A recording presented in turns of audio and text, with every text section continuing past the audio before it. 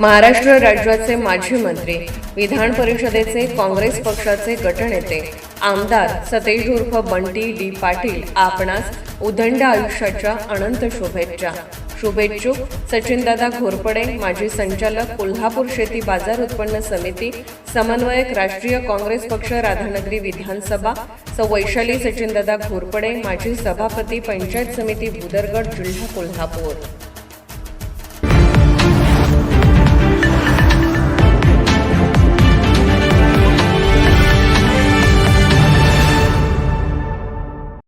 राधानगरी तालुक्यातील काळमावाडी धरणाच्या पाणी पडणाऱ्या ठिकाणी असलेल्या दूधगंगा नदीपात्रातील काळोखा डोह आता पर्यटकांसाठी धोकादायक ठरत असून मृत्यूचा सापळा बनत चालला आहे. या ठिकाणी आतापर्यंत सुमारे 10 जणांचा बुडून मृत्यू झाल्याच्या घटना घडल्या असूनही प्रशासनाने ठोस उपाययोजना न केल्याने पर्यटकातून संताप व्यक्त केला जात आहे.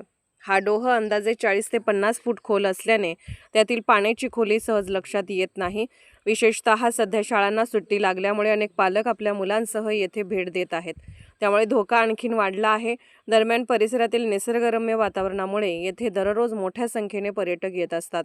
मात्र डोहाची खोली, पाण्याचा वेग आणि अचानक बदलणारी पातळी याचा अंदाज न आल्याने अनेकांना जीव गमवावा लागला आहे. स्थानिक नागरिक व पर्यटक वारंवार सूचना देत असतानाही प्रशासनाकडून ठोस पावले उचलली जात नसल्याची खंत व्यक्त होत आहे. आणखी किती बळी गेल्यावर प्रशासन जागे होणार असा सवाल पर्यटकांमधून उपस्थित केला जात आहे. या पार्श्वभूमीवर संबंधित ठिकाणी तातडीने धोका दर्शवणारे फलक लावणे, धोकादायक क्षेत्रात प्रवेशबंदी करणे, सुरक्षा रक्षक नेमणे तसेच पोलिसांची नियमित गस्त ठेवणे या उपाययोजना कराव्यात अशी मागणी जोर धरू लागली आहे. स्थानिक प्रशासनाने याकडे गांभीर्याने लक्ष देऊन त्वरित उपाययोजना केल्यास भविष्यातील दुर्घटना टाळता येऊ शकतात अशी अपेक्षा व्यक्त केली जात आहे. या पार्श्वभूमीवर भविष्यात मोठी दुर्घटना टाळण्यासाठी राधानगरी पोलिसांनी या ठिकाणी नियमित गस्त घालावी, तसेच योग्य सूचना फलक लावावेत अशी मागणी पर्यटकांकडून जोर धरू लागली आहे. कोल्हापूरहून दर्पण न्यूजसाठी अनिल पाटील.